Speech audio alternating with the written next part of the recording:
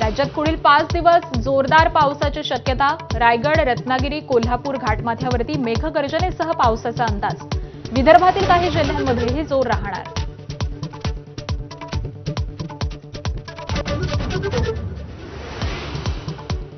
शिंदेचे नेते दिपके यांना भेटल्यामुळे भाजपची नाराजी. सरकारविरोधात आंदोलन करणाऱ्यांना एनडीएचे नेते कसे भेटू शकतात?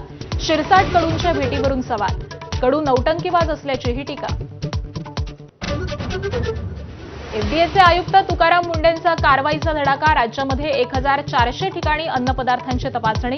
100 ठिकाणी ड्रग्जवरती कारवाई केल्याची मुंढेंची माहिती. वाराणसीत राहुल गांधी, अवधेश प्रसाद, पप्पू यादव यांच्या विरोधात गुन्हा दाखल. साधू संतांची तक्रार. तर संसद भवन परिसरामध्ये दानचोरी प्रकरणात अनोखं आंदोलन.